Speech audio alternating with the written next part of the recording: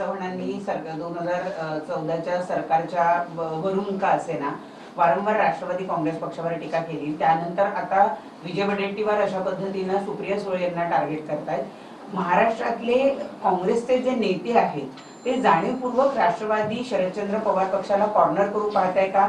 ज्या भेटीगाठी तुमच्या वाटलेल्या आहेत त्याच्यामुळे त्यांना पोटदुखी व्हायला लागलेली आहे का?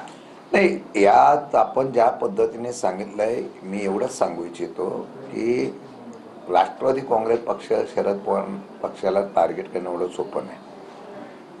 आता त्यांच्या नेत्यांनी राज्याचे अध्यक्ष आहेत हर्षवर्धन सपकाळ, केंद्रातले त्यांचे काँग्रेसचे नेते आहेत, त्यांचे निरीक्षक आहेत, त्यांनी त्यांना समज द्यावी आणि ते समज दिल्यानंतर सुद्धा तशा पद्धतीनं होत राहिलं आम्हाला पण आमची भूमिका स्पष्ट शब्दाने करावी लागेल।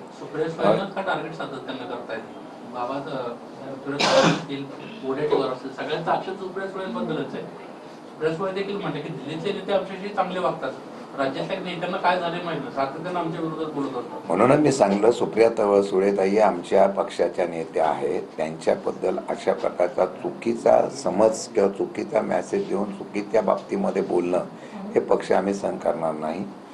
म्हणून मी मगाशी सांगितलं की आता आम्ही राज्याच्या अध्यक्षांशी मी स्वतः बोलेल, त्यांना सांगेल आणि त्यातही जर सुधारणा झाली नाही तर मग आम्हाला काय करायचं त्याप्रमाणे आम्ही सुद्धा भूमिका ठामपणाने घेऊ।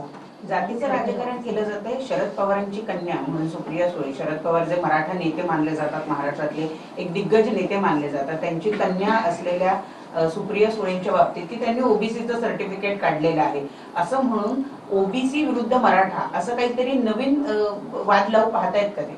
मला वाटतं त्यांनी कोणाची सुपारी घेतली ते त्यांनाच विचारा, कशासाठी ते बोलले ते त्यांना विचारा। त्यांना कुठून पुरावा भेटला सुप्रियाताईंनी ओबीसी दाखला घेतलाय आणि सुप्रियाताईंनी ओबीसीचा दाखला घेऊन केला विदाऊट कुठल्याही प्रकारची माहिती पुरावे नसताना जाणीवपूर्वक टार्गेट केलं जातं का? एखाद्या तुमच्या म्हणण्यामध्ये काही तथ्य असू शकतं।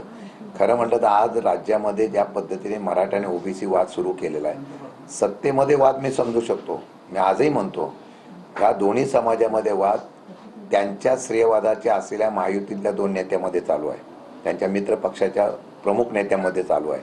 तो वाद आता तिथे चालू असताना ते वाद इथं डायव्हर्ट करण्यासाठी ही चर्चा महाराष्ट्रामध्ये आहे, तो वाद इथं डायव्हर्ट करण्यासाठी कदाचित हा निर्णय काढला का याची माहिती आम्ही घेऊ।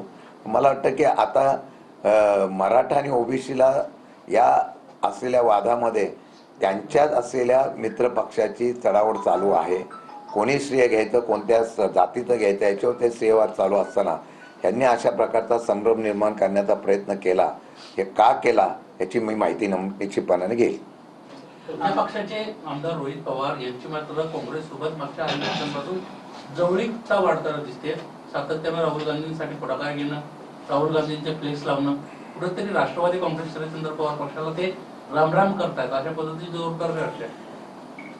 अशा प्रकारची कुठल्याही